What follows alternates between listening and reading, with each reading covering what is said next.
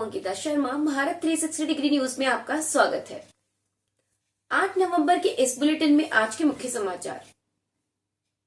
प्रधानमंत्री नरेंद्र मोदी ने बुधवार को दमोह, गुना और मुरैना में चुनावी सभाओं को संबोधित किया। गुना में बिहार के मुख्यमंत्री नीतीश कुमार के महिलाओं पर दिए बयान को भद्दा बताया।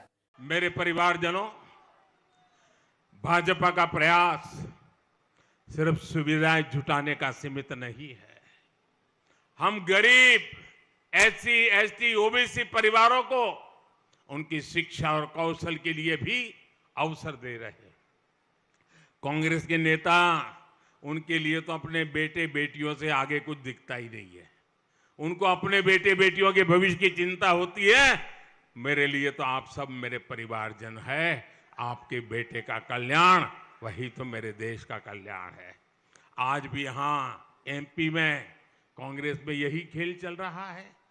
गांव का, गरीब का, दलित, पिछड़े, आदिवासी परिवार का बेटा बेटी डॉक्टर, इंजीनियर नहीं बन पा रहा। कांग्रेस को परवाह ही नहीं थी। कांग्रेस ने अंग्रेजी में मिडिल इंजीनियरिंग की पढ़ाई को अनिवार्य बनाया। मोदी नई राष्ट्रीय शिक्षा नीति लेकर आया ताकि गरीब से गरीब परिवार के बच्चों को भी अच्छी शिक्षा मिले। हमने स्थानीय भाषाओं में मेडिकल इंजीनियरिंग की पढ़ाई का विकल्प दिया।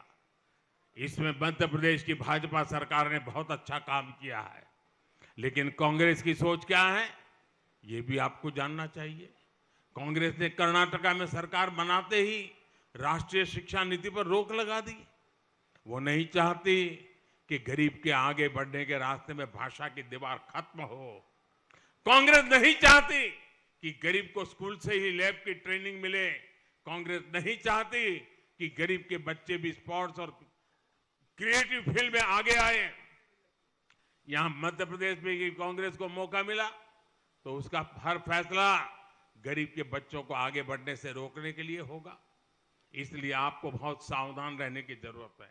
पीएम मोदी ने कहा, घमंडिया गठबंधन के एक बहुत बड़े नेता जो इनका झंडा लेकर घूम रहे हैं, उन्होंने विधानसभा में माताओं बहनों की उपस्थिति में ऐसी भद्दी भाषा में बातें की जिसकी कल्पना भी नहीं की जा सकती। उन्हें कोई शर्म नहीं, कितना नीचे गिरेंगे, दुनिया में देश का अपमान करा रहे हैं। मोदी ने कहा, इंडी अलायंस INDIA का एक भी नेता माताओं बहनों के भयंकर अपमान के खिलाफ एक शब्द बोलने के लिए तैयार नहीं हुआ। ऐसा दृष्टिकोण रखने वाले आपका भला कर सकते हैं क्या? मेरे परिवारजनों, वोट के लिए दलितों और पिछड़ों की बातें करने वाले कांग्रेस के नेताओं ने एक परिवार के सामने किसी को महत्व नहीं दिया। ये वही कांग्रेस है जिसने बाबा साहब आंबेडकर की राजनीति को खत्म करने का अभियान चलाया। उन्हें भारत रत्न देने में भी कभी रुचि नहीं दिखाई। देश की सड़कों, संस्थानों और सरकारी योजनाओं में सिर्फ एक परिवार का ही काम, परिवार का ही नाम, यही उनका कारनामा रहा है। झूठ का जो घोषणा पत्र लेकर आए हैं, उनमें भी वही परिवार ही छाया हुआ है। ये भाजपा सरकार है जिसने दुनिया भर में जहां जहां बाबा साहब रहे वहां पंच तीर्थों का निर्माण किया। आज भारत दुनिया में डिजिटल पेमेंट की सबसे बड़ी ताकत है। भारत के यूपीआई की प्रशंसा पूरी दुनिया में हो रही है। डिजिटल इंडिया की हमारी सबसे बड़ी योजना का नाम भी भीम यूपीआई हमने रखा है। हाल ही में सागर में संत रविदास के भव्य मंदिर और स्मारक की नींव रखने का सौभाग्य भी मुझे मिला है। ये मध्य प्रदेश में सबका साथ सबका विकास का एक बड़ा पैरा केंद्र बनने जा रहा है। इजरायल और हमास के बीच पिछले 1 महीने से जंग चल रही है। इस दौरान इजरायली सेना गाजा पट्टी के करीब आधे इलाके पर अब कब्जा जमा लिया है। जमीनी अभियान में हमास के गिने चुने ठिकाने नष्ट किए जा रहे हैं। हमास के 20 से अधिक बड़े कमांडर और 1000 से अधिक आतंकवादी मारे जा चुके हैं। इजरायली सेना ने आज हमास के रॉकेटमैन कहे जाने वाले खतरनाक आतंकी मोहसिन अबू जिना को खत्म कर दिया है। अबू जिना हमास की रॉकेट फैक्ट्री का हेड था, जहां अत्याधुनिक हथियार और रॉकेट विकसित किए जाते थे। इसराइल में 7 अक्टूबर को हुए हमास के आतंकी हमले में अबू जिना की अहम भूमिका थी। उसके बनाए रॉकेट से हमास ने इसराइल का सबसे ज्यादा नुकसान किया था। इसराइल का दावा है कि युद्ध अब निर्णायक मोड़ पर पहुंच चुका है।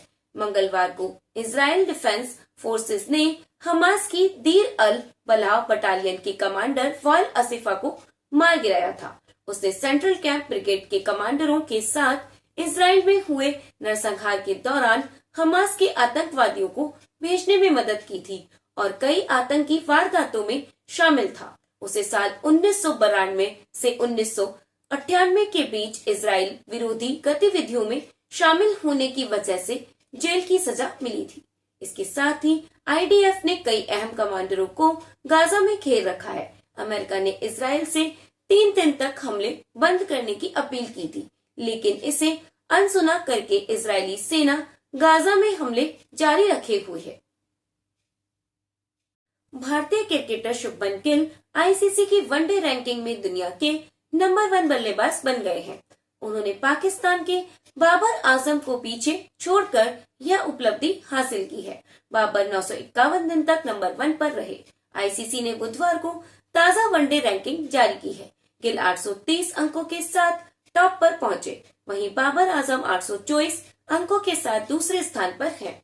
ट्विटन डे कॉक 771 अंकों के साथ तीसरे नंबर पर हैं। विराट कोहली चौथे स्थान पर पहुंच गए हैं। गेंदबाजी रैंकिंग में भारत के मोहम्मद सिराज टॉप पर पहुंच गए हैं। सिराज सहित 4 भारतीय गेंदबाज टॉप 10 में अपना स्थान पक्का करने में सफल हुए हैं। इससे पहले बिहार के सीएम नीतीश कुमार ने महिलाओं पर की गई आपत्तिजनक टिप्पणी पर बुधवार सुबह माफी मांग ली। बयान देने के दूसरे दिन उन्होंने विधानसभा के बाहर और सदन में कई बार हाथ जोड़कर खेद प्रकट किया। नीतीश ने कहा, मेरे बयान से किसी को ठेस पहुंची हो तो मैं माफी मांगता हूं। मैं अपनी खुद निंदा करता हूं। मैं न सिर्फ शर्म कर रहा हूं, जनसंख्या नियंत्रण के लिए शिक्षा बहुत जरूरी है। मेरा मकसद सिर्फ शिक्षा के बाद जनसंख्या वृद्धि में आ रहे परिवर्तन को बताना था। मैं माफी मांगता हूं। मैं अपने शब्दों को वापस लेता हूं। अगर मेरी कोई बात कहना गलत था, मेरी किसी बात से दुख पहुंचा है, तो माफी मांगता हूं। अगर मेरे बयान की कोई निंदा कर रहा है तो हम माफी मांगते हैं। अगर इसके बाद भी कोई मेरी निंदा करता है तो मैं उसका अभिनंदन करता हूं। कांग्रेस की राष्ट्रीय महासचिव प्रियंका गांधी बुधवार को मध्य प्रदेश के दौरे पर है। उन्होंने सांवेर, इंदौर और खातेगांव, देवास में चुनावी सभा को संबोधित किया। उसके बाद इंदौर विधानसभा क्रमांक 1 में रोड शो किया। प्रियंका के रोड शो के दौरान स्वागत मंच टूट गया, जिसके बाद प्रियंका गाड़ी से उतरी और लोगों का हाल जाना। इससे पहले खातेगांव, देवास की चुनावी सभा में उन्होंने कहा, दीपक जोशी से मैंने पूछा कि भाजपा क्यों छोड़ी। वे बोले, दीदी मेरे इलाके में बहुत भ्रष्टाचार हो रहा था, किसी ने मेरी सुनी नहीं, ऊब गया था।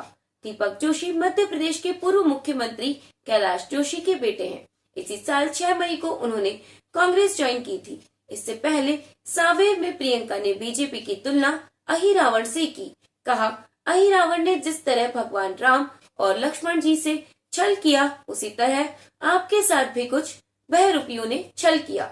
आपकी चुनी हुई सरकार चोरी की और उसे भ्रष्टाचार लोक में ले गए। अगर आप आज हनुमान नहीं बनेंगे तो यहाँ से जो छल शुरू हुआ उसे कौन ठीक करेगा।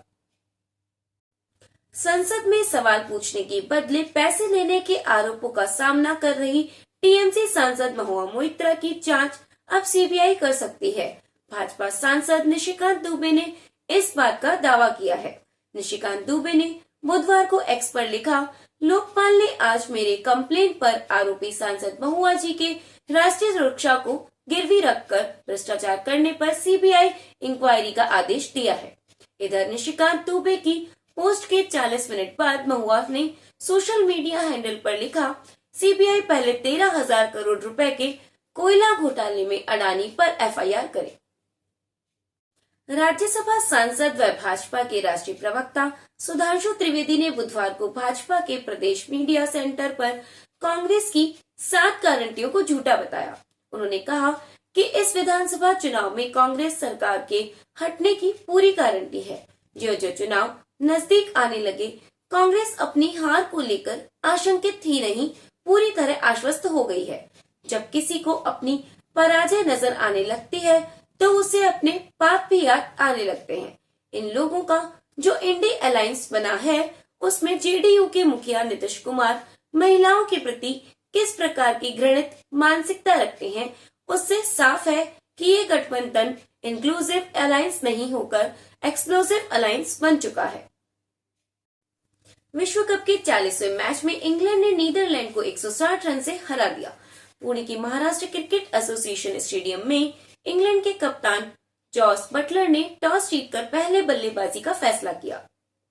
इंग्लैंड ने 50 ओवर में 9 विकेट पर 339 रन बनाए। जवाब में नीदरलैंड की टीम 37.2 ओवर में 179 रन पर सिमट गई।